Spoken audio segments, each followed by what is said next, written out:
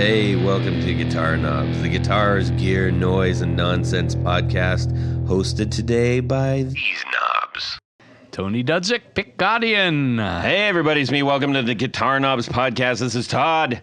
I said that already when I messed up my intro. Who is this? Yes, anyways. Hey, we are thrilled to death that you are listening to our show. I'm all a Twitter because we've got somebody very special on the line. We've been waiting to have on for quite a long time. As a suggestion, I was going to ask him anyways, don't worry. But as a suggestion from one of our closest friends, Jeff Schroeder.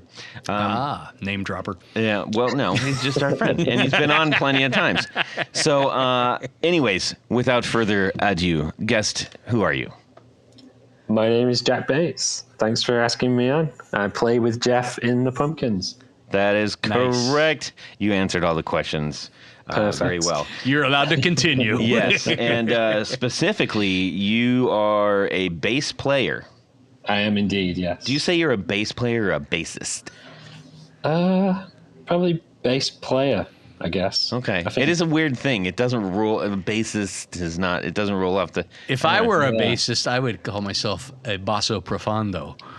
Oh, that's pretty good. Maybe I'll start doing that. Yeah. You can put that on your business card. No charge. Okay. So, anyways, now we're done with Tony's shenanigans. So, just a couple of announcements we got, and then we're going to get right into the good stuff. Get into it. And by the way, Jack, if people want to see the things that you're doing out there, aside from going to the official Smashing Pumpkins social stuff, is there anywhere you'd like to point people right now? I guess I should, because I've been getting a lot of fake imposter profiles recently. Oh, wow. Which is weird, because it kind of feels like, I've arrived. I'm being impersonated. It's also like really annoying when somebody messages you going, hey, I sent you $50. How come you never did that private chat? You know? So it is a problem. That was Tony. No, you can find us on Instagram. JackBates_music is the one I use the most. All right. Do you have an official fan club? I do not, but maybe I will after this. Yeah, I mean, probably. You two guys. I mean, it got Jeff one, so So far, you got 2 members. All right, that works for me. Yeah. All right, just a quick announcement. So I just got through sending out a whole bunch of swaggy bits for new patrons. Yep. And I looked in my box. I'm like, I'm running a little low on the swag. Yeah. So if you are a builder or some other type of person out there that is listening that would like to get your name in other people's hands, we would very much welcome stickers, picks, pins, whatever kind of little bits you would like to. $20 bills. $20 bills. Cut in half so we can meet at a crossroads someday and shake hands. No, we would love to get your brand name in front of the people that care about this show and the people that love gear and music. So please, you can DM me on Instagram, or you can shoot me an email at todd@theguitarknobs.com, and we'd love to spread the seeds of your business and brand and stuff. Yeah. So, love it. There you go. All Nice right. one. Let's get into what's going on in our music world. We're just gutting right for the jugular, aren't we, Tony? Just do it. Not a whole bunch of nonsense up front. Well, we don't have those other jokers today. Nobody's popsicles are melting in their hands or anything. Yeah, all this riff-raff that usually hangs out at the studio. Jack, we're going to just chat a little bit about what's going on in our music worlds this week. Now, just fair warning, when we get to you, we know that you are doing an awful lot with the Smashing Pumpkins. If there's anything that is escaping the stage, or in your own free time, things that you're listening to, just think about that. Let it brood in your head and tell us. Okay, first we're going to start off with Tanya. Yes. Go ahead. Oh, that's all I get today? You want more? You usually give me a multi-word introduction. Yes. The fresh-shaven, dirty-shirted pickle puss Pickle Tanya puss. Bolonsky, go ahead. Well, and I just got an email from the Smashing Pumpkins. They told me they would like me to try out to be a bass player. What do you mean? Oh, he hasn't got the notice yet. Sorry. No, that I just made that up. Yeah. No, but I did find something interesting in perusing the guitar news world. Gibson is opening another Gibson garage. Guess where? L.A.? Nope. London, UK. Oh, that's cool. So they're opening up. Like London needs something new. But it's. I mean, I don't know if. Why didn't they put it in Cornwall? Why didn't they put it in Manchester? No, that's true. They could have put it right near That would make a lot of sense. I mean, that is the music capital of It is. the UK. So. And It they is. could put it right next to the football stadium. Yes, Exactly. Music and football capital. I love it. I love it. But anyhow, I don't know if probably some of our listeners. I think Todd, you were down at the Nashville garage, right? I actually haven't been there. Oh, you haven't been there? No. Oh, we're gonna have to do a little trip down there. I know. But that's pretty impressive. I think one of the reasons Gibson opened that up was to keep people that wanted to keep taking factory tours and things like that. It gave them a place to go and a place to buy things and all that fun stuff. Yeah. So this one in London apparently is going to be about 4,500 square feet. Which is a pretty good sized building, and What is 45? Is 4,500 square feet like the size of a liquor store? Or is that like maybe your liquor store. is it like the size of a Costco? I'm It's really good at probably- math, so you got to help me out with this. I'm saying it's going to be somewhere between a liquor store and a Costco. A family-owned Italian restaurant? Yes. Okay. Yes, but it's a good sized building, right in downtown. I think they said it's going to be off Oxford Street. So. Oh yeah, right. It's going to be right on the plot. Yeah. So it's pretty cool. So I kudos to that. I was hoping that Jared was going to join us tonight so I could pick his brain a little bit, but it's. Our friend Jared works for Gibson. He's usually on the okay. show, but he's been missing a little bit since he started working for Gibson. Thank the luck, Gibson. Okay, so it's not just that he doesn't like bass players. That is correct. That is correct. No, he's actually seen you up there many times as well. So he was sad. Okay. He's always sad when he misses it. He loves doing the show. Yeah. All right. So anyhow, so that's kind of now I've got to work on my bass licks and stuff so I can do the audition next week. But Right. Yes. Got it. So Jack, how about yourself? Anything new or interesting that I guess maybe that's also part of what we're going to get into, because I think we're all very curious about how the life of a musician still maintain a musical mind. But what's going on with you? Honestly, the last 2 weeks have been so consumed by getting ready for the tour and then starting the tour that I feel like I've not thought about anything else in that time frame other than trying to remember all these riffs. Yeah.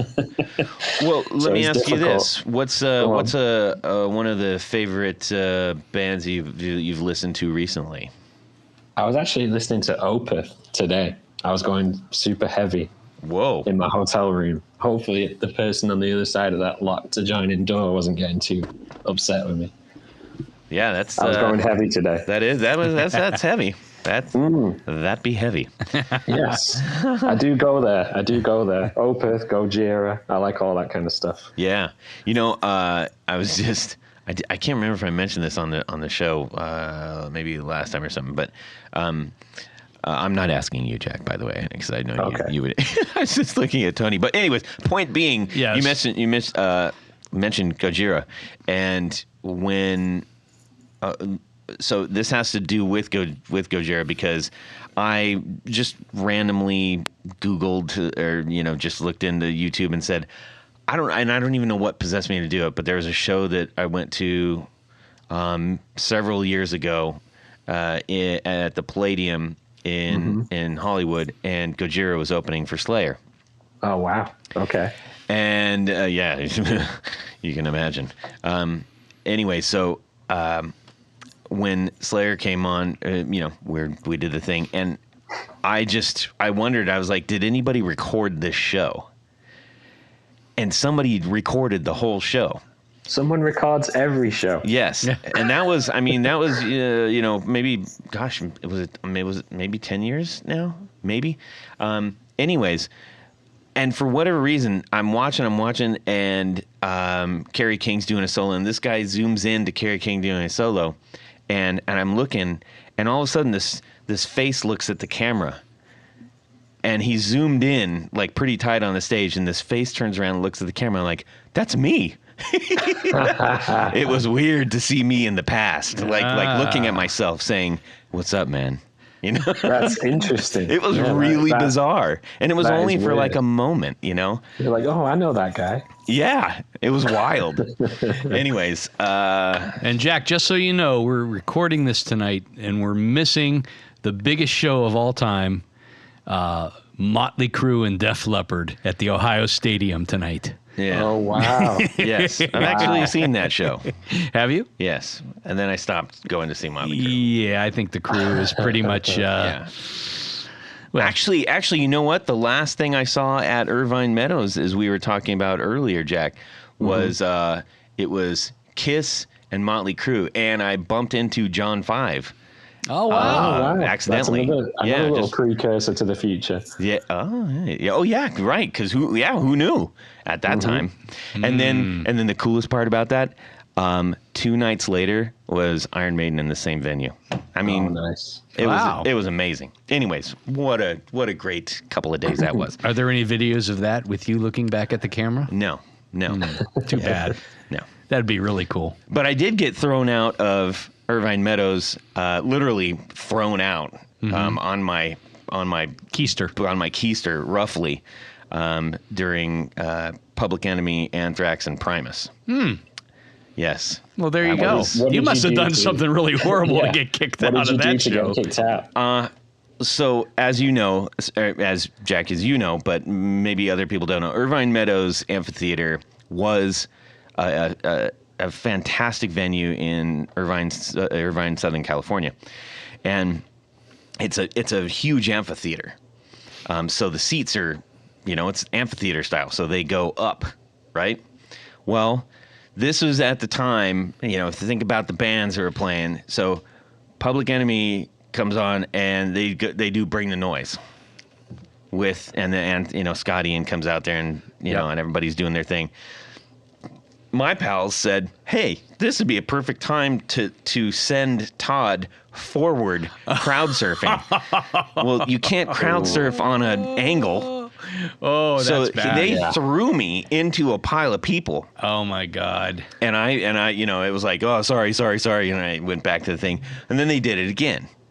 Now, I'm pretty sure I didn't say no, but nevertheless, when I got down there, they weren't having it.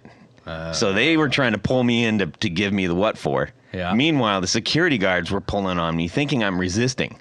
So I'm literally like that, on the back of your Levi's jeans were the 2 horses and the pair of jeans. I was the pair of jeans. Drawn and quartered. And then finally the security guys got me and tossed me out. Aww. And the worst part about it, Jack, you probably have some great memorabilia that you've gotten off of people you've run into and everything, right? Mm-hmm. Yeah. Well, that night, as we were getting ready to start, I had an unfortunate haircut at the time. I borrowed my friend's hat. I said, "Let me borrow your hat." And he's like, "No, this is my favorite hat." And I said, "Let me borrow your hat." And he's like, "Fine." So when that happened, I didn't really realize it, but that was his Syndicate hat. So Syndicate was the record label that Ice-T put together and all that stuff, Cop Killer and all that stuff. And so I was wearing this hat, and I hear this, "Yo, Syndicate man!" And I look, and I'm like, who's yelling at who? I'm not thinking about me. I'm looking around, and I see this dude, and he's like waving at me, like, come here. And I walked up, and I'm like, oh my God, that's Ice-T. And he's sitting there with his wife, Coco. And he's like, I'll sign your hat. And I was like, why do you want to sign my hat? Like, I'm like, it's not computing to me, right? So I take off my hat. I'm like, oh, right, Syndicate. And he gives me a little, fist bump thingamabob. And I'm looking back at my friend who's seething because he actually really was into Ice-T and had so I came back and I was like, hey, what's up? I got your hat signed. Well, the problem is when I got kicked out, the hat didn't come with me. Oh dear. So somebody out there is walking around with a signed Syndicate hat. I bet they couldn't believe it. So there you go. That was a really long story. Thank you for sharing what's going on in your music world, Jack. Well, all I take away from that is I hope your friend learned one of the top rules of rock and roll is that you don't let anybody borrow your favorite anything. Yes, because you can count it gone. Yes, Exactly. Too true. Yeah. Well, Todd, I almost hesitate to ask I'm what's keep going it short. on. This is about Jack tonight. Okay, I thought it might be. The one thing I did want to, I can't help sharing a good story. He was like, right? Really? You stop it. That's shocking. Jack, were you mildly entertained? I was very entertained. Okay, perfect. Mission accomplished. All right. So, Jack, you play bass, so you're used to probably heavy guitars quite a bit. Mm-hmm. I had a custom guitar made for me by a very good, fantastic luthier friend of mine, and I wanted it to have a little bit of weight, and when he set it up, it was like, he's like, man, this is solid African mahogany. This is going to be this is heavy. And I'm like, man, it's cool. This guy got it. Well, after a lot of back pain later, I'm like, can we make this lighter? And that upset him very much, but we did it, and I finally got it back. Oh, nice. And just taking off 2 pounds from, basically putting tons of holes in the back of this thing. Yeah. I couldn't believe how much, I could move around. Before I just felt like I was wearing cement boots on stage. Any kind of small changes like that can make a massive difference when you actually come to play it. Yeah. I felt like my emotion from playing was starting to show more physically, which I liked. Yeah. Because it was very difficult to do that because it was 10 pounds. Because you had a grimace on your face. Yeah. Anyways. So, all right. Well, glad we got through that. Tony, you're so long-winded. All right. Hey, speaking of pedals and stuff. Yeah, I know. Speaking of pedals and stuff, Jack, I'm sure that you spend hours going over your pedal board every single night, which I know that's not exactly true, but pretend. Play along. If you did, may we recommend to you and other bass players and other guitarists out there and flautists and sure. Anybody who might be using effects pedals would benefit from the use of Tour Gear patch cables. That's right. Tour Gear Designs patch cables. I know you were dying to say that. I was dying to say designs. Loads of different sizes, loads of different configurations, all to help you put an entire pedal board together without compromising or having to bend or take up too much room or too much of your wallet. Todd, what about if I had a pedal that had jacks on the top, but I wanted to go to one that had jacks on the side? There's a pedal. There's a patch for that. There is. There is. Yes. So you're in good shape. And what you can do is go to tourgeardesigns.com. Yes. Load your card up, and then in the coupon code you put the guitar knobs. You're going to save 10%. Yes. And that's a good deal. That's an even better deal. Yes. So thank you to Tour Gear Designs for sponsoring our 4 on the 4. Let me get a little bit of this. 1, 2, 1, 2, 3. 4 on the floor. All right, Jack Bates, bassist extraordinaire for the Smashing Pumpkins. What is your 4 on the floor?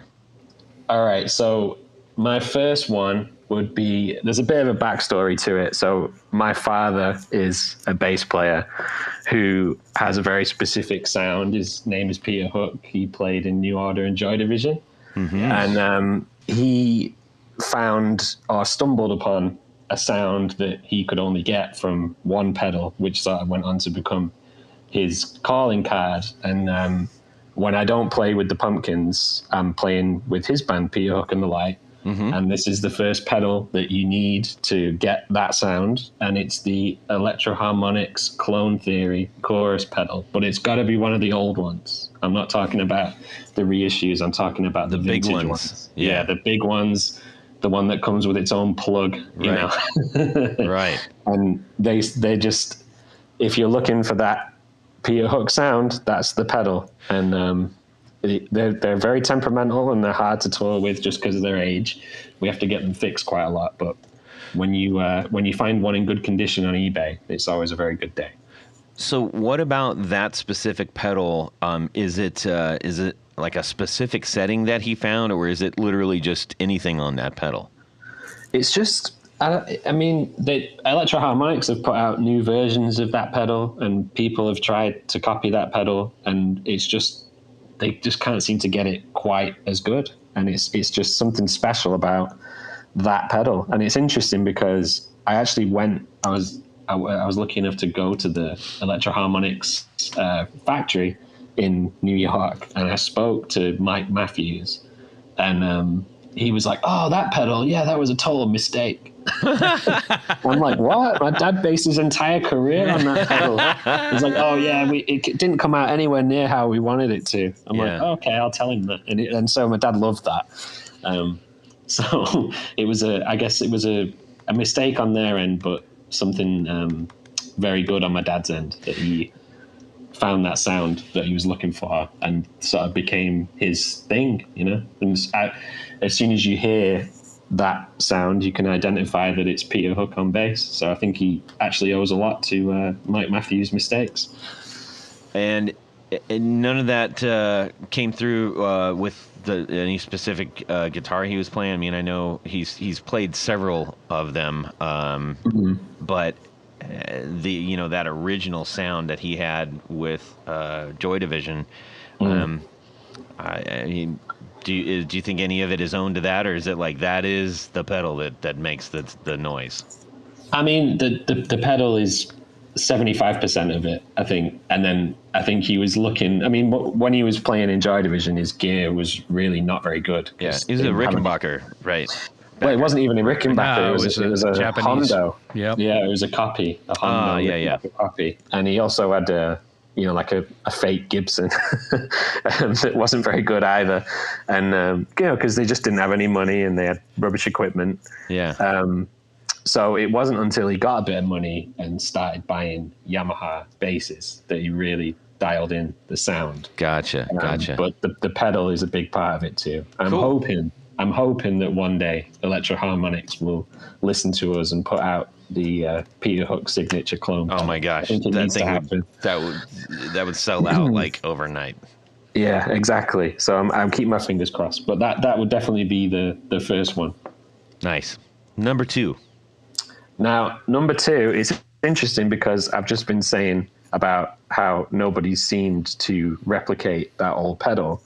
But I'm now going to completely contradict myself because a few months ago, we were in Australia on tour with the Pumpkins, and I came across this Australian pedal company called Past FX, PASTFX, and they have made a pedal called the New Division Clone Theory, which is obviously that's very clever. Which is obviously a play on New Order and Joy Division, so they're going for that Peter Hook sound. And when I saw it, I thought, well, I've got to try it. Just if anything, just because it looks cool. You know, it's got they use like a similar font to the Electro-Harmonix one, and I thought, well, if anything, I'll just buy it so my dad can see it. He'll get a laugh out of it.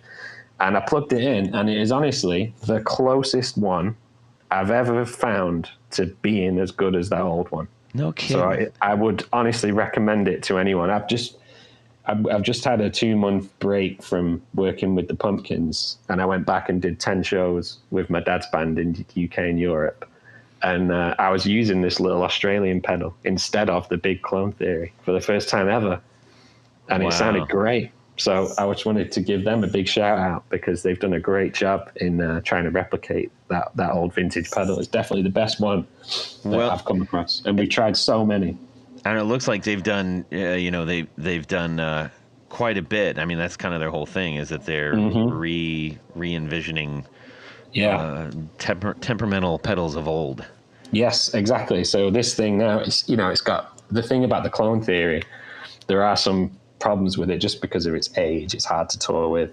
It doesn't have a light on it, so you never know when it's on or off. You just got to remember whether you switched it on or off, which is quite annoying. So this new one's got a nice little light on it, which makes life a lot easier.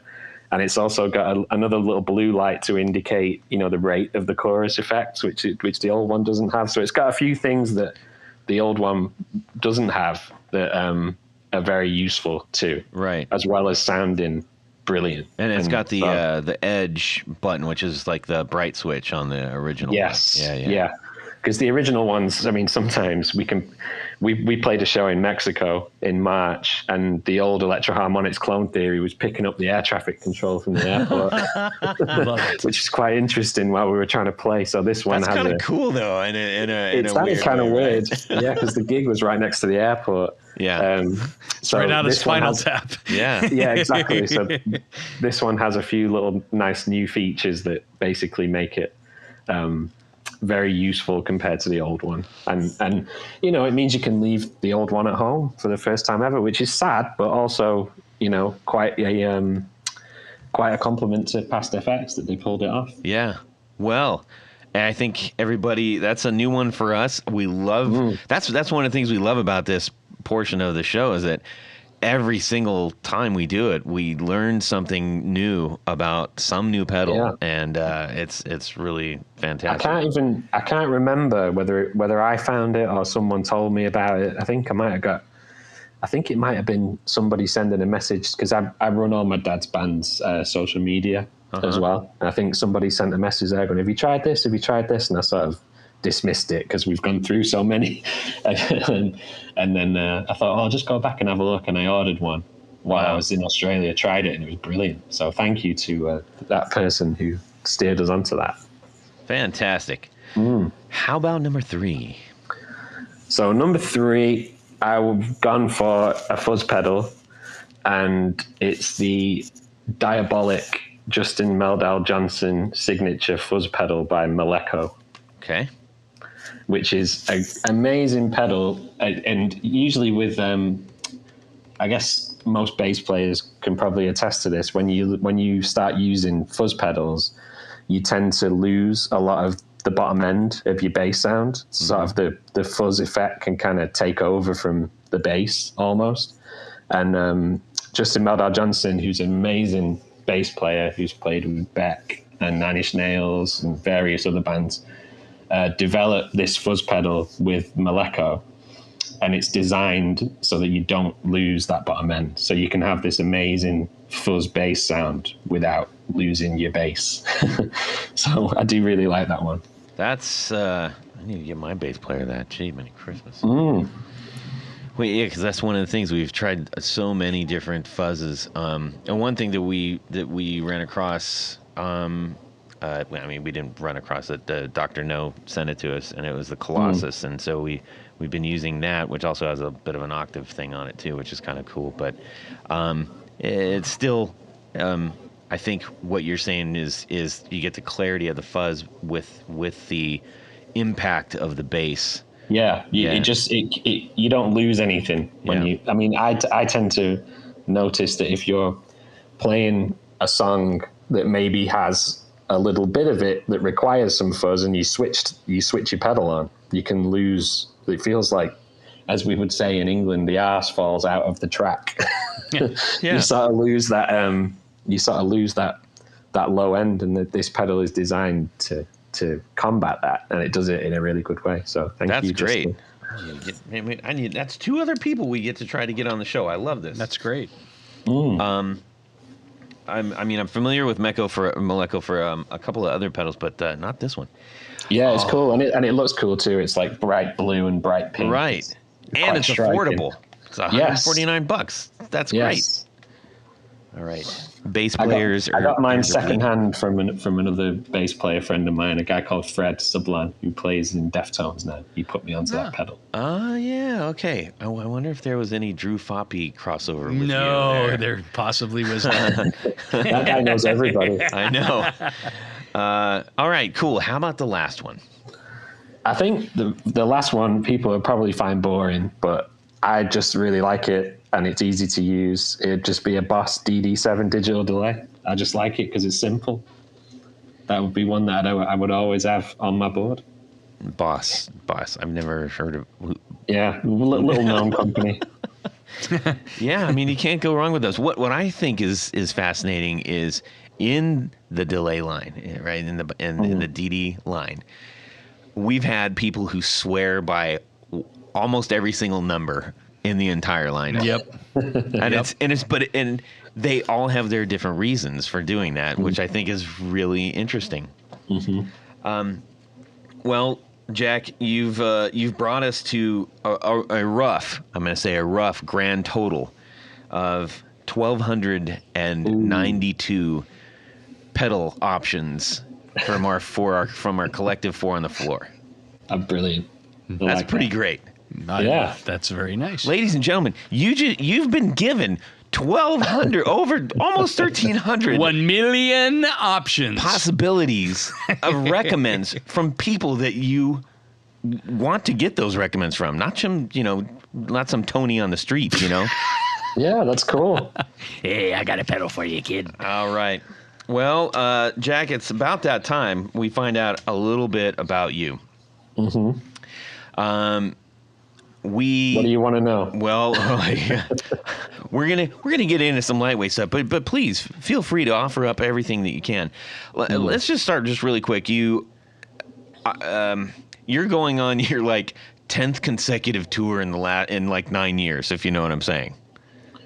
Yeah, I guess so. If you discount the COVID darkness, then yeah, I guess we've been doing a lot. Yeah, it's pretty remarkable because there's not a lot of bands that, I mean, I'd be surprised if you could list more than 5 bands that have literally toured every single year for that last 10 years. Iron Maiden, okay, yeah, they haven't. they've toured consecutively for 45 years, but yeah, exactly. In these days and times, that is a difficult feat to pull off, especially with the size of show that you guys are doing. What can you enlighten us as what you might attribute to being able to do that? I guess the main thing is that we enjoy it. It feels like a good time to be playing in this band. Everyone's getting on great. Everyone's enjoying the shows, and the band is putting out new material all the time that is interesting and that people want to hear. And I guess that keeps us all going. Yeah, I mean, I love getting sent new tracks to learn. I love learning old tracks. It's all exciting to me as a fanboy of the Pumpkins, which I still am. And so it's been a great time to sort of be involved.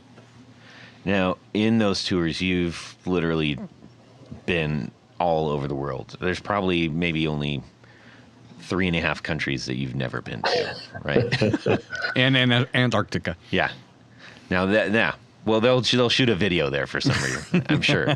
Fingers crossed. Billy in full makeup on the top of some iceberg, icy peak with penguins. That'd be amazing. Yeah, that sounds good. With the northern lights behind him and all that stuff. Well, come on. Antarctica would be in the southern hemisphere, so it would not be the northern lights. Well, look around the corner. You just got fact checked. I did. That's my role on the podcast. This podcast will be coming with a misinformation label. Yeah.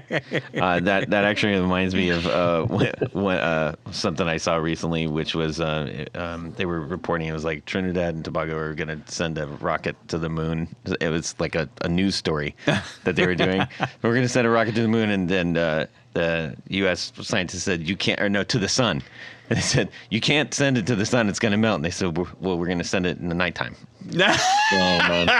And it looked like a legit newscast. I don't know if it was a spoof or not, but it was funny. Well, that makes sense, though. I mean, yeah. In a way. Yeah, it still gets me. I still think it's hilarious. Anyways, so aside from Antarctica, do you have a standout venue Let me think. I mean, we played the final show of last year. We played at the Hollywood Bowl, which is pretty amazing. Oh, yeah. Yeah. That's pretty on the list of pretty high up on the list of places I never thought I'd get to play. So that was cool, I gotta say. And to do it with Jane's Addiction too, obviously in LA, which was their big hometown gig. Yeah. As well as being one of the Pumpkins' strongest markets, that was a big night. So that would be up there for sure. Yeah. That's pretty epic. That's about as Los Angeles as it gets. Yeah, totally. Yeah. That's cool. Okay.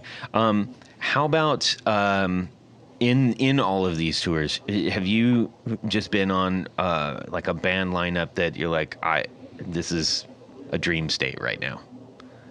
Mate, honestly, all these recent tours that we're doing, it's as if I booked it. I'm like, do I want to play with Jane's Addiction? Yes. And then right now, do I want to play with Stone Temple Pilots? Yes. And then next week, do I want to play with Interpol? Yes. It's like I booked it. It's insane.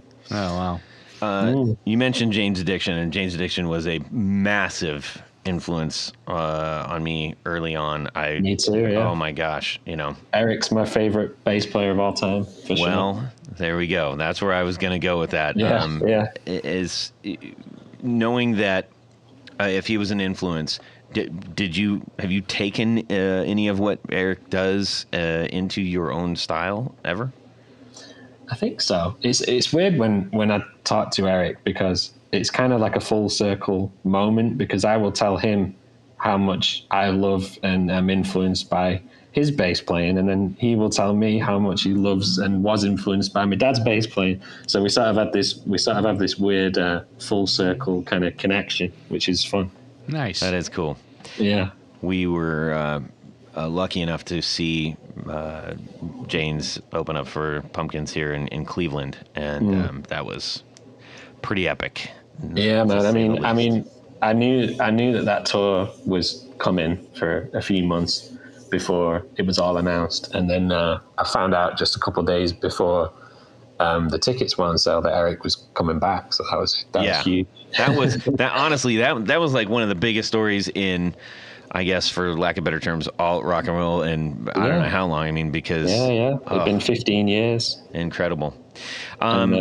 It's funny, but it's just like, I mean, I saw Jane's Addiction many times while he was out of the band, and Chris Chaney is an incredible bass player, and I've seen some incredible Jane's Addiction gigs, but when you hear Eric play those bass lines, something happens. I don't know. It's just hard to describe. It just feels like it's I don't know.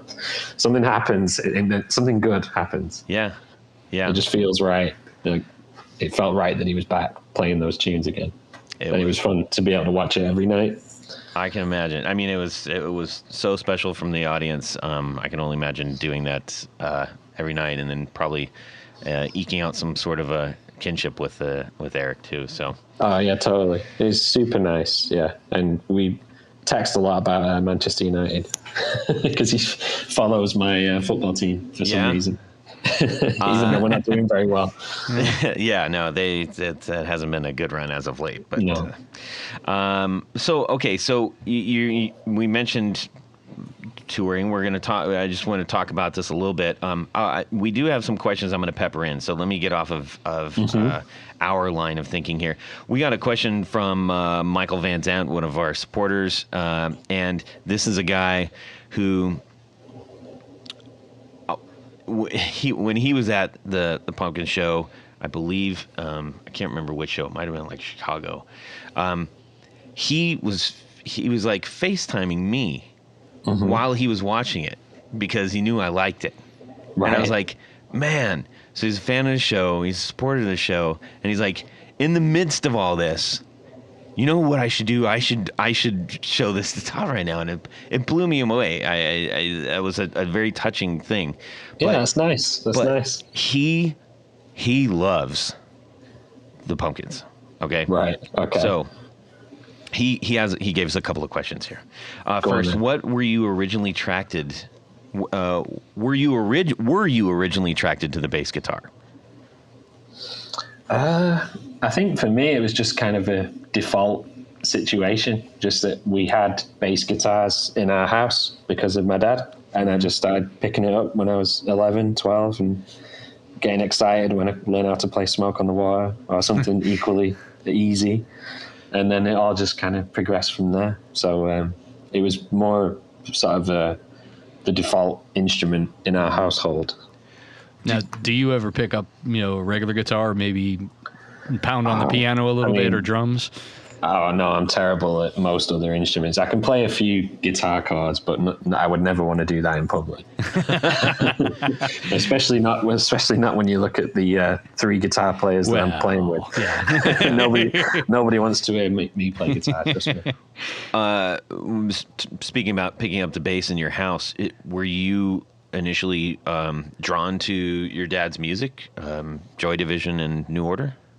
I mean, the answer that everybody wants is yes. Right. The truth really is no. It's just, I don't know. I mean, it's weird when you grow up alongside something, you kind of don't realize what it means to other people. Does that make sense? Sure. And for me, it's just like, well, that's just his job, and he goes and does it. And I like some of the tunes, but I wouldn't ever go and listen to an album. That's just the way I grew up. I was listening to a lot of heavier music, as we talked about, stuff that he would absolutely hate. So the answer really was no until he started touring, because New Order broke up in 2006. Right. My dad started going out on his own, playing that material in 2010, and he's never been the best at singing and playing at the same time, which is a especially hard skill to develop when you're 35 years into your career.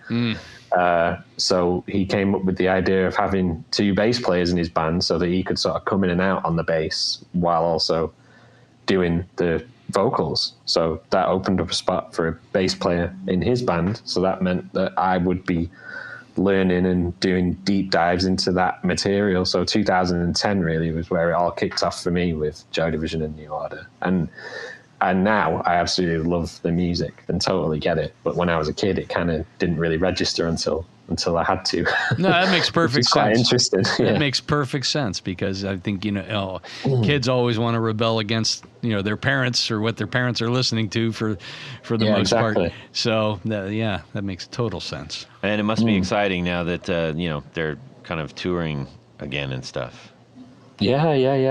Yeah, no, it's cool. My dad's never stopped since 2010 doing his own solo tours. And initially it was only supposed to be one show in Manchester that developed into 13 years of global touring. And whenever I'm not with the Pumpkins, I go back to playing shows with him. So, I mean, we finished this current tour on September the 10th, maybe. And then I've got a show with my dad a month later in the UK. So I'll be going straight back into rehearsals for that. So it's cool. Just try and keep both going. That's cool. Super cool. All right, back to the questionnaire, as it were. You mentioned the 3 guitars. The first thing I remember, the first show that I saw you play at was actually here in Columbus, and that was, I think it might have been, I think it was the Silver Tour. And I'm pretty sure that was it. But that was the one at the Shot, right? Yeah, yeah. And it had been a while since they'd been playing around. So that was... Anyways, we were there. So point being, I remember watching you, because we got in through... Drew introduced us to everybody and all that stuff. And I remember looking at this row, because we were over kind of on the side, and I was looking down this row of like, the pantheon of modern guitar, and you, and I'm like, not like, well, what is he doing? You're like, who's that guy? Well, Mike, the thing that I was wondering is like, how are you finding yourself sonically in this blitz of guitar, which it's hard enough for them to have their own place It's that is a finely tuned machine, although it sounds like a complete, steamroller. But I'm very curious about this. I mean, it's interesting because when I first started playing with the Pumpkins, James Ihar hadn't come back at that point. So I was playing with Jeff and Billy. Right. And it was a 4-piece with me on bass. And then it was 2018 when James came back and we added that extra guitar, which if you know anything about the Pumpkins back catalogue, adding guitars makes total sense because some of these songs have got 20 odd layers of guitar on it. Right. So it makes sense really to have that sort of 3 guitar attack. And I remember for that tour where James hadn't played in the band since 2000, I don't think. So it was a long time. We actually did something like 2.5 months of rehearsals, mainly just for the 3 of them to figure out how they were going to pull this off without getting in each other's way, Yeah. And so from my perspective, and probably me and Jimmy too, the drummer, we just sort of get everything as dialed in as we can at our end, and then leave it up to the 3 of them to sort of float on top of us, Yeah. So it's quite straightforward for me, really. I'm sure it's a lot more difficult for the guitar players to figure out who's going to do what and dialing in sounds and all those crazy effects that they have and all the magic that they do. But for me and Jimmy, we just try and get as tight and as locked in as we can to sort of enable them to go off, which is a Pumpkins fan is what I want to hear. Yeah. So it seems to be working, which is great. Did you have to adjust your actual tone at all especially with the addition of James? I didn't change a thing, mate. Really? Nothing. Wow. Okay. Yeah. Well, then we're done with that question. We'll move on. Okay, well, that was a fun podcast. Yeah, totally. I wish I could say, I had to do this and I had to do that, but honestly, I didn't really change anything. That's fair play. It just, from the first rehearsal, I think the first song we all played was Cherub Rock, and it was like, well, there you go. It just sounds massive. Yeah. It's going to be great. Don't touch anything. On this tour, are you still? I think the last couple of times we've seen you guys, you've had cabinets and things kind of under the stage, and mostly it was done through in-ear. Is that still not the last one? Oh, it was. Well, no, actually, Billy had this huge. All of the heads up there. There's just like the heads are up there, but the cabinets, the cabs are down below. Yeah. But in terms of monitoring or hearing yourself, are you still doing in-ear or? Yeah. If you stand on the side of our stage, all you'll hear is drums. Yeah. All the cabinets are in ISO boxes, either underneath or behind the stage, all individually mic'd up, and so it sounds amazing in the in-ears, because there's nothing bleeding into anything else. You get this really clear, crisp sound, which I'm sure the front of house guy loves as well. So. Yeah, that's one thing. If you at least as I remember hearing the mix out in the audience, it was. I mean, you could literally hear things the way that you're supposed to hear them. Yeah. As opposed to something overpowering or creating mud on the stage. It's definitely loud, but it's clear at the same time. And Stuart, our sound guy, Stuart Bennett, does a really good job at bringing that across. So what are you using in terms of cabinetry and amps? So right now with the Pumpkins, I'm playing Ampeg, which is what I've been doing ever since I've been in the band. At the moment, I'm using the 50th anniversary Heritage amps and cabinets. So I have 2 heads on stage, one as a main and one as a backup, very simple. And then my 8x10 cabinet is at the back in an ISO box, mic'd up, and I don't have a single pedal. Oh. So I just plug from the bass straight into the amp. And then as Jeff always says, it's all in the fingers, bro. Yeah. Oh wow. I don't even know how you'd run a pedal again with all that. There's so much going on. Yeah. I mean, there's certain songs that maybe like on this tour we're opening with a song called The Everlasting Gaze, which if you hear the original, the bass is super heavy distortion. But when we actually come to play it, I rock up with these pedals, getting ready to try and start recreate that sound, and then Billy will say, "No, I want it clean. It's going to sound heavy enough." You know what I mean? Because we're playing in like C or something crazy. So we tend to just keep the bass as is. Got it. And then you're Less is also more on your guitars, your Yamaha. Yes, all Yamaha. Yeah. So I have, at the moment, right now on this tour, I'm traveling with 9 basses. 6 get used in the show because we play in 6 different tunings, and then I have 3 backups, and they are 8 of the 9 are Yamaha BB734A, and then the other one is an old through neck BB1200S, which is the same model of bass that my dad made very famous. Yeah. You can always count on the Japanese for amazing yeah.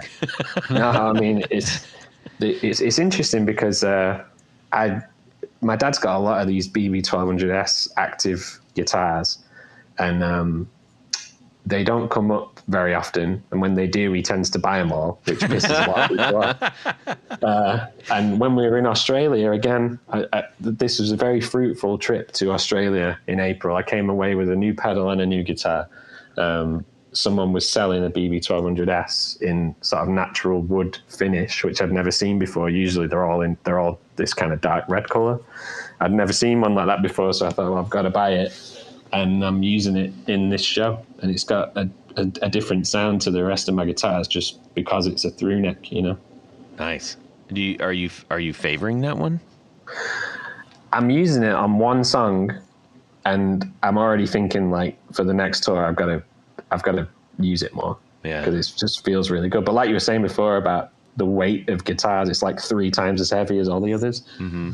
So I don't know if I'd want to play it for a whole show, but it's very cool. It sounds really good. I'm using it on a track called The Celestials at the moment, off the Pumpkins Oceania album, and the bass is very prominent on that track. So I thought I'd try the through neck just to sort of keep dial in a different kind of sound for that track, so make it a bit more pokey, and it seems to be working. Excellent. Let me dip back in here.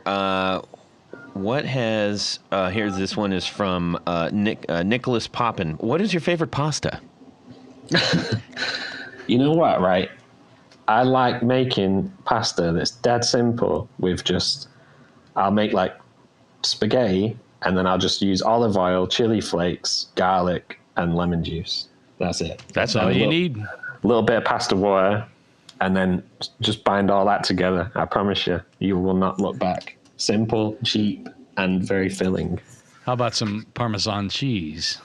I don't go there. No. I'm not a big cheese guy, personally. He would have said that, Tony. I know. You've insulted a man's recipe. Well, I exactly. wanted to offer him a little as with my bass setup, again, less is more. Noted. So that's what Tony's here for, less. Yeah. Less is best. Yeah. Anyways, I had a question yes. concerning our friends at Eastwood Guitars came out with the hooky bass. Have you had a chance to try any of those? Yeah. It's interesting because obviously, like the main guitar that my dad used was the Yamaha 4-string, but he also has a lot of very iconic sounds that were written on a 6-string. And the 6-string bass that he used was it's called a Marathon, and it's by a company called Shergold, who were around in the sort of late 70s, early 80s, and I believe they only ever made 95 of these Shergold Marathon 6-string basses, and that is what my dad got hold of and went on to write some of the biggest tunes on. But obviously, those guitars are super rare. And again, when they come up, he tends to buy them, which pisses everyone off. And so Eastwood came up with the idea of doing a copy, because Shergold does still exist as a company. They've sort of the brand has been sort of reignited. I'm not sure whether it's by anyone who's to do with this original people, but they've definitely revived the brand, and they're making guitars, but they're not doing anything to do with basses as of yet, anyway. So the closest you can get, if you can't find one of these Shergold Marathons, is to get hold of the Eastwood Hooky Bass 6, which is good, and they've done a really good job. I mean, when you hold it, it feels exactly the same as the Shergold, right down to the weight of it, the look of it, just the feel of it in your hands, the neck. They did an amazing job at copying absolutely everything that they could. I think they had a little bit of difficulty with the pickups, just because it's such a specific kind of weird pickup that I won't even pretend to know a lot about. But I think that was the only thing that to me was like, it's, that's the only sonic small difference, was just down to the pickups. But we use them on tour, and getting my dad to change a 40-year habit and play something new is the biggest advert for that gear that you can get, really. Oh, that's pretty cool. Yeah, so he does actually use it on tour. I mean, as a, I guess you would call yourself a standard 4-string bass player. What's your take on jumping onto a 6-string bass? I mean, initially for me, when I started having to do it in his band, I was totally freaked out by it. But after a while, you sort of do get used to it, and you can get some really nice, interesting sounds out of it. Especially, combined with the chorus pedal, you just get that total Peter Hook sound. Yeah. I mean, I would recommend people to go listen to a New Order song called Dreams Never End, which is it's the first track off the first album. And the first thing you hear is the 6-string bass with the old Electro-Harmonix pedal. It's just an iconic sound that you would never be able to get from a 4-string. Right. It's just different. And do you tune E to E or? Yeah. It's essentially just like a baritone guitar. It's tuned exactly like a guitar, so a guitar player could pick it up and play it. Yeah. And it's very, very specific sound. Like, I gotta be careful because I don't want to get into slagging anyone off, but obviously New Order tours now without my dad. Right. And the guy that's playing bass in New Order doesn't have this equipment. And it's such a specific sound that I don't understand why. But it feels like you would have to have that if you were trying to replicate that sound, It is pretty remarkable. I mean, if you said, name one other bass player that with maybe 1 or 2 notes, you could tell who that was, just on tone alone, and maybe a little bit of attack. Yeah. I mean, that's a small pool of people, if any. That is a remarkable accomplishment. Yeah. Probably accidental, but remarkable nonetheless. Yeah. I think to be honest, a lot of it was by accident. Like you said. I mean, he's obviously famed for playing high up the neck, and that was done just because his amp was so bad that all he could hear was the high notes. And then it was like, oh, that actually sounds quite cool. I'll do that. And then you come up with some sort of iconic bass line like She's Lost Control, which is all high up on the G string, which is unusual for bass players. Sort of uncharted territory for some bass players. And so a lot of it is by accident, but then sort of you hone it over the years and make it your own. And that's what he did, But it's some of the equipment is so specific to getting that sound. Like, you really have to have the right stuff, which is I think why Eastwood were keen on doing the 6-string, because it was like, look, nobody can get hold of these Shergolds. Yeah. So let's do our best to try and make it available for people. Yeah. Well, speaking of, defining his tone and all that stuff, let's in regards to you, because you are Jack Bates. What has been this is from Michael Van Zant again. He's a bass player, so he's like, what has been your journey to establish your own style and tone? I don't know. I mean, I'm following a very similar path to my dad in that I love Yamaha basses, and I think historically, certainly in the Pumpkins, the bass has always been a Fender Jazz or a P bass, and it was sort of me that came in and suggested that I would try and play Yamahas, which everyone seems to be on board with. So it's sort of again, equipment that becomes specific to you. Like, I think I look weird holding a Fender, and I don't think that I play as well when I'm holding a Fender. So it's just something feels right whenever I've got hold of a Yamaha, which is quite interesting, because it's exactly the same as my dad back in the day. It's quite spooky. It lends itself to a slightly more modern. I don't know if it's the sound, if what it is. It's just it just seems like it lends itself more to a modern sound. Yeah, I think so. Yeah, you're not wrong. Again, along these lines a little bit. This is from Hello Sailor, who's he's a builder, he's a very good friend of ours. He's out of Liverpool. He makes some fantastic stuff. Okay. And he's made most of it on the ship that he has been assigned to. Oh, wow. So all of his little builds they built on the HMS Kent. It's really cool. Oh, interesting. Yeah. So he said, what is your largest source of inspiration, specifically as it relates to your musical endeavors? Which is different than the last question, I think. Yeah.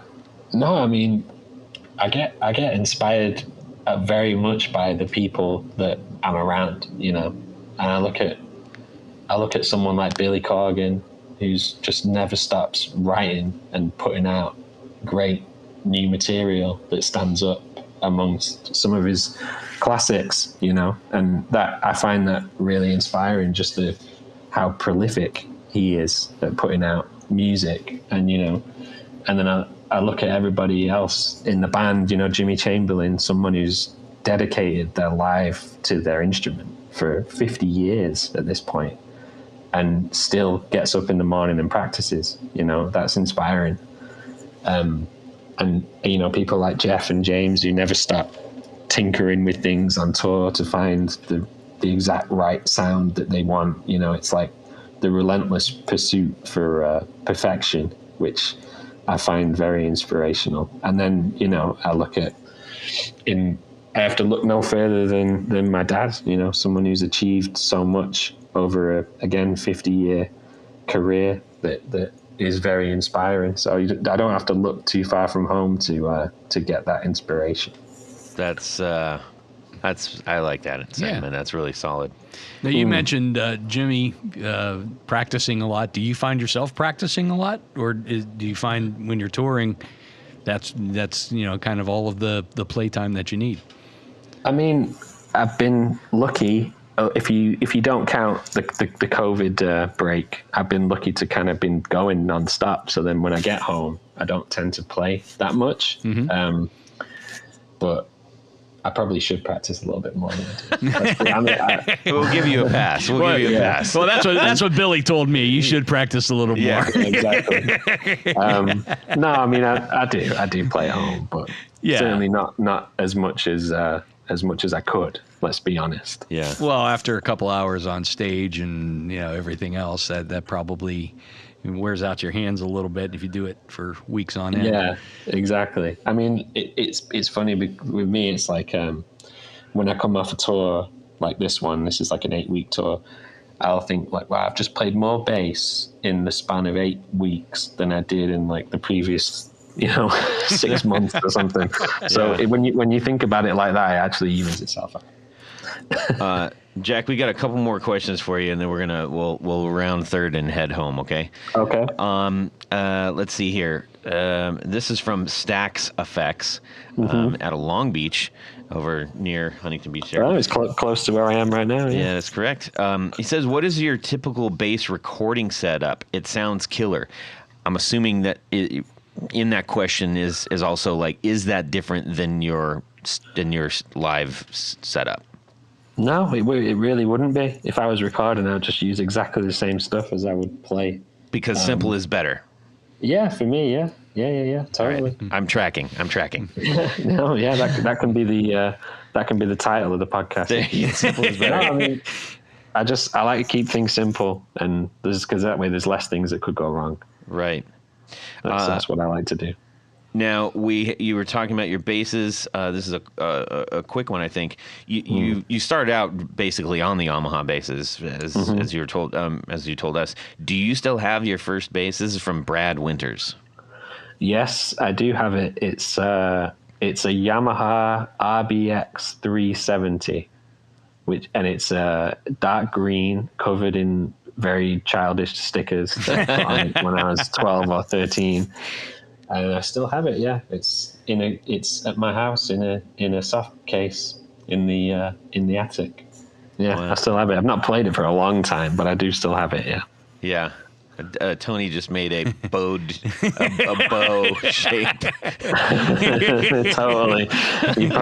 You're probably not wrong, but I remember when I must have been about 12 when my dad bought it for me because I started showing an interest in his guitars, and I think he was like, I don't want this kid messing with my guitar, so I'll buy him smart. I'll buy him one of his own. And I remember where was it? I think it was called Sound Control in Manchester, and when we went in, the guy gave us a discount if my dad would play some Joy Division riffs on it before we bought it. So we actually got a discount. Whatever it takes. Yeah, exactly. So we didn't even pay full price for it, but yeah, I do still have it somewhere.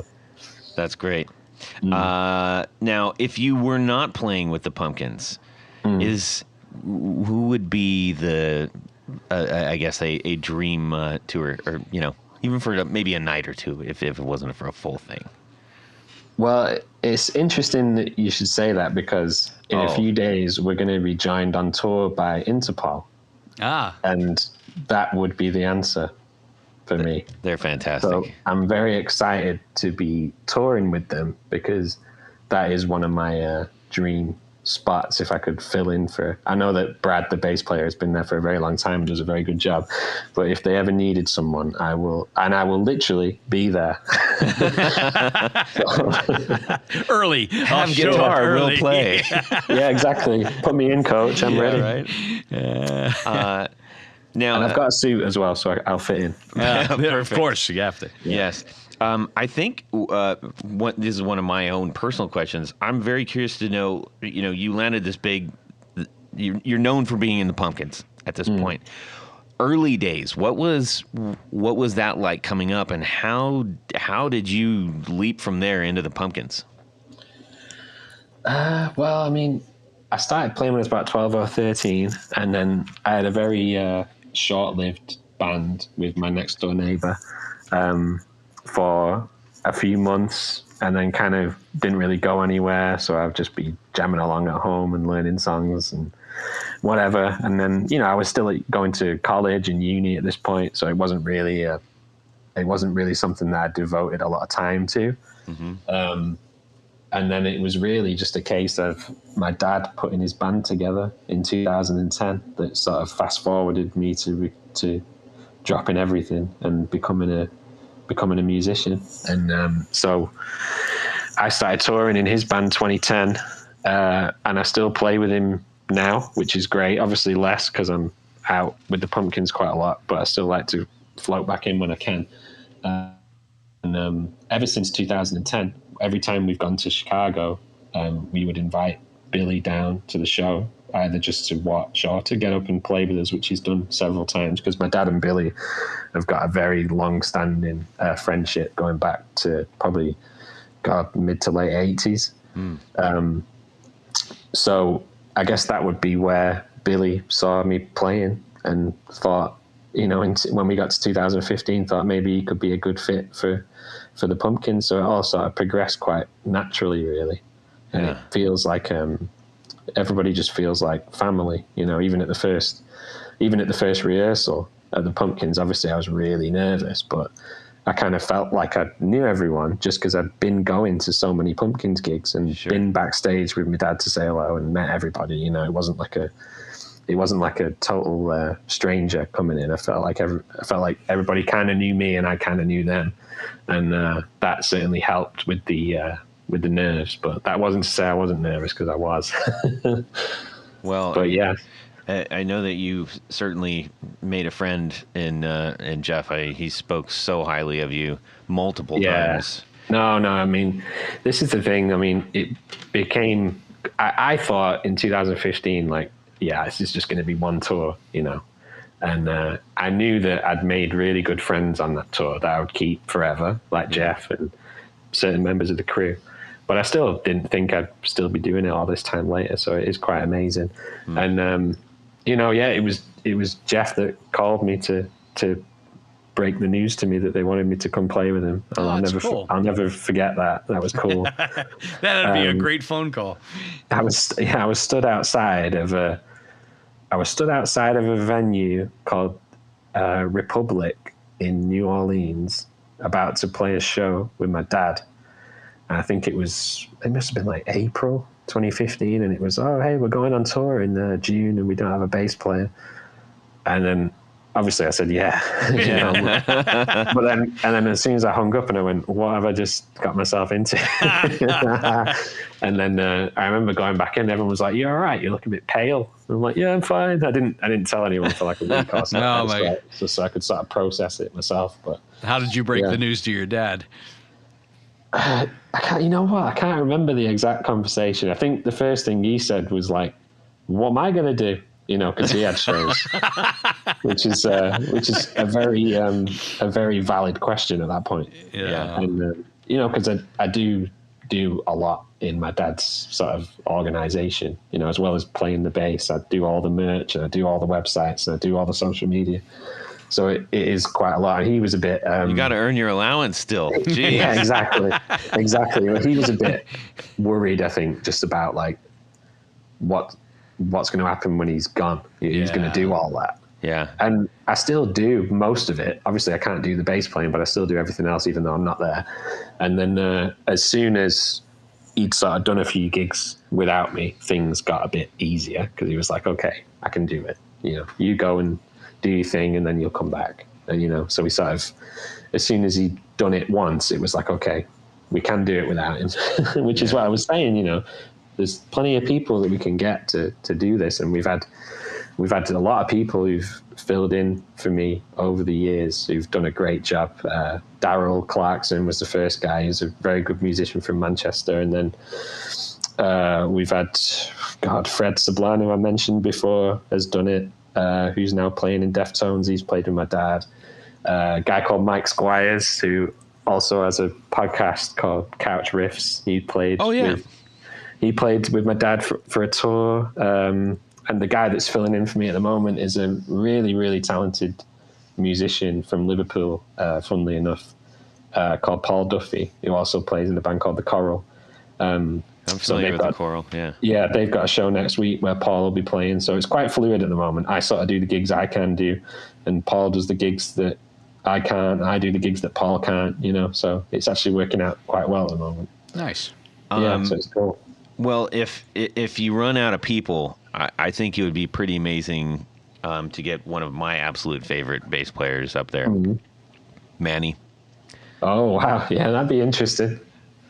Make that happen, man. So Manny from the Stone Roses, and you know, most importantly, and at least in my mind, obviously he's done a few other things, but I'm a huge I love the Roses, and I think that was when I look at somebody on stage, if I see them truly enjoying themselves, even in concentration.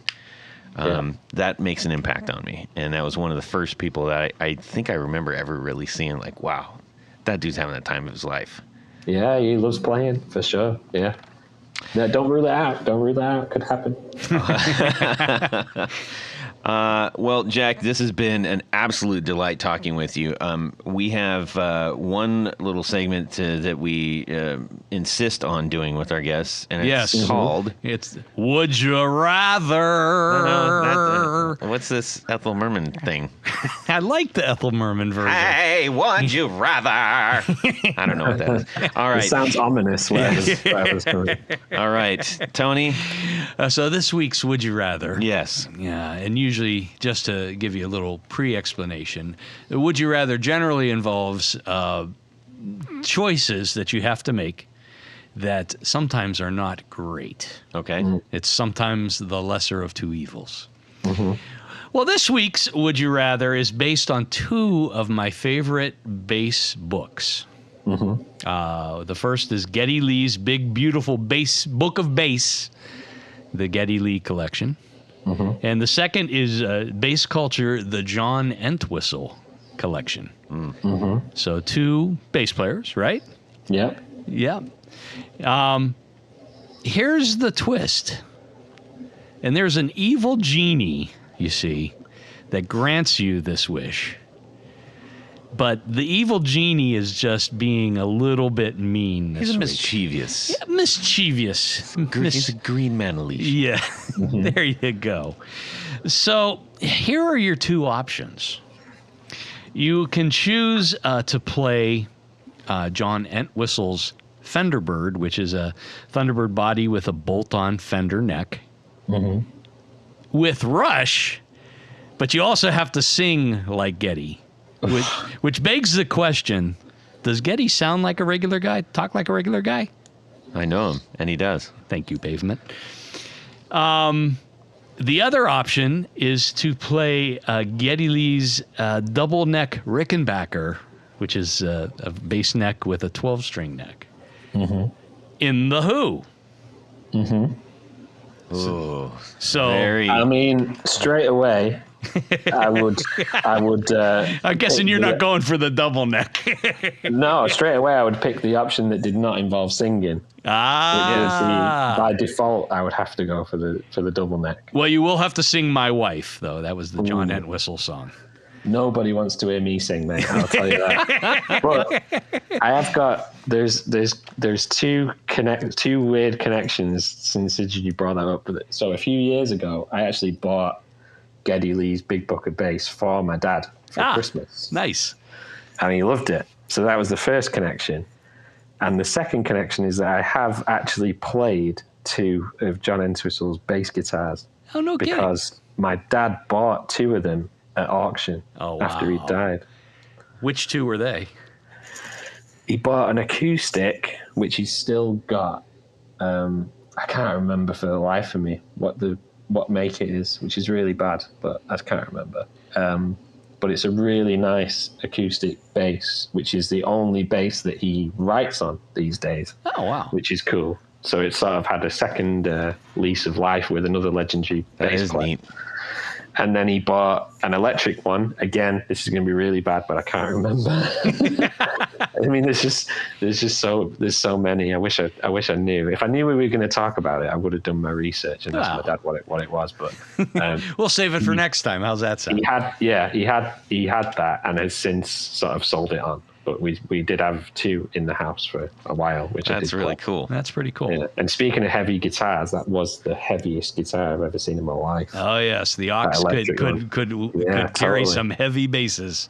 Yeah, so there is a connection to both those things there. Well, that's cool. So I'm guessing you're going with the double neck. The double neck. I am, because it involves less singing, and nobody wants to hear me sing. So well, especially like Geddy, I'll do the world a favor by choosing the second option, and the world appreciates it.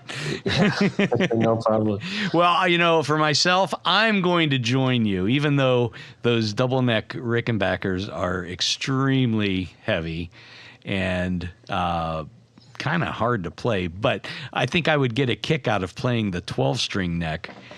With Pete Townsend glaring at me because, of course, Pete used to play a 12-string Rick back in the early days, and I might even try to do the lead from My Generation or something like that on the 12-string neck, just to upset Pete a little. I've always wanted to have a 12-string bass, but I've never made it yet. One day, maybe someday. Todd, what's it going to be? Well, I'm just tempted because I think it would be pretty bombastic to bust out Temples of Syrinx. I mean, why not? If you're gonna do it, go baritone. Big. Go big. Go totally, big. Yeah. Why not? I like that. Well, there you go. Yeah.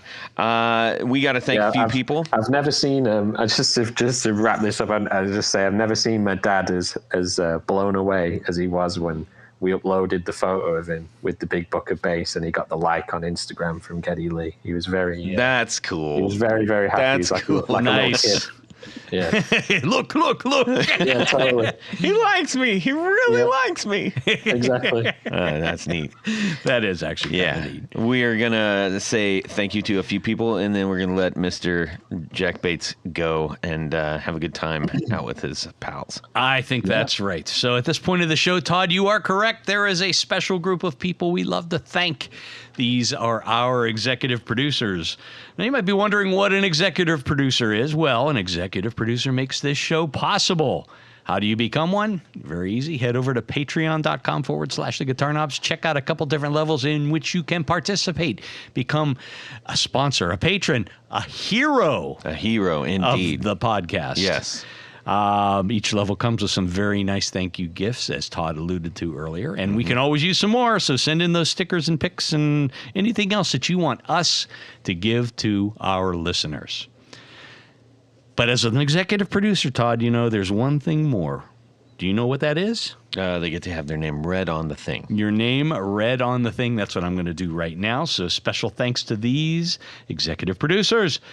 Moon Guitars, Veteran Pedals, John Helverson, Rick Calhoun, Trevor Gunberg, Elad Mizrahi, Mike D, Richard Kendall, Mark Garton, James White, Justin Jones, Anthony Gemalero, Bill Gola Guitars, John Esterly, Anthony Lathrop, Stefan Lamb, Michael Senchuk, Ken Sayers, Doug Christ, Darren Gregory, Tom Barazin, Rusty Sneeden, Ralph Gottschalk, Don Kloss, Gregory Randall, Brett Hogarth, Eric Hemmer, Stuart George, Michael Furman, James Bell, James Romer, Cameron Pampas, David Tyndall, Trevor Ellenberg, and Christopher Logan. Indeed.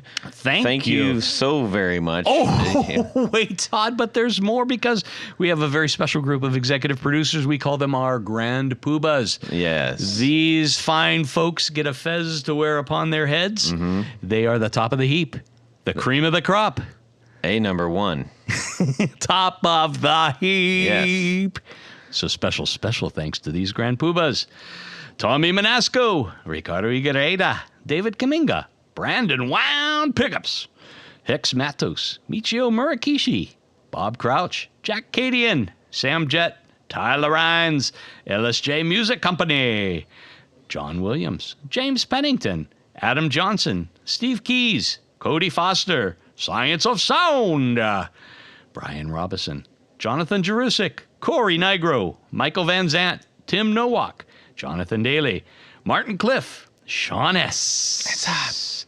David Poe, Billy Spitfire Unlimited, Congregation Gear Demos, Paul Van Eppinger, Scott Sullivan, Great Lakes Guitar Pickups, and Matt Hart. Indeed. Thank you all so very much. You keep the show going. We cannot do it without you.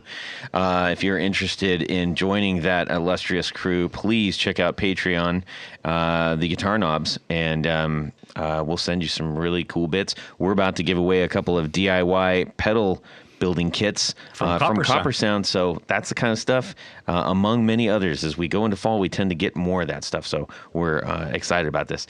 Jack Bates, where can people find you doing your thing in the near future, etc.? Pumpkins on tour in North America until September the 10th. And then I will be playing with my dad across the UK in October with Peter Hook and the Light. So just search for Smashing Pumpkins or Peter Hook and the Light, and you will find us basing away. Indeed.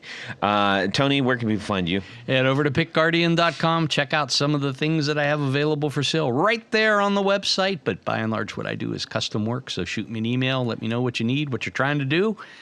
I might have some advice for you. Yeah, you made the amazing pickguard on Jerry, which I posted. Jerry. Tonight, yes. And you can DM me on Instagram at Guitar Knobs. You can also shoot me an email, Todd@theguitarknobs.com. We'd love to hear from you. Please check out Valentino's new single. We're about to release another one, actually next week, which will be this week. So it will be out, I believe. So check that out. And Mr. Jack Bates, thank you so much for the time that you have shared with not only us, but our entire audience. Thank you for having us on. Please say hello to the other guys as you're having a good time tonight. Thank you so much for your time, man. Nice one. Thanks for having us on. It's been fun. Okay. Have a good week. And have a fantastic Guitar Week, everybody. And subscribe. Oh, yeah. You got Tony Dudzik, a.k.a. Tony Baloney, a.k.a. Tanya Bolonsky, sitting across me. I have right now. many anonymous. Yes. Do we have a would you? No.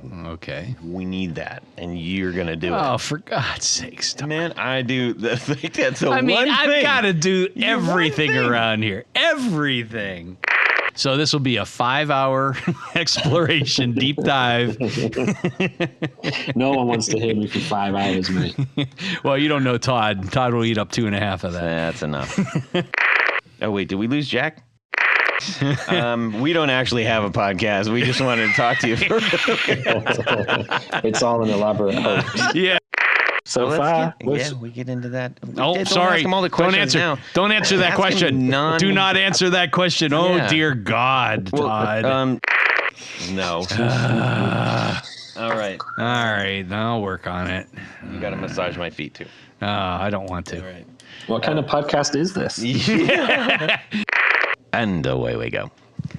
Well, that's it for these knobs.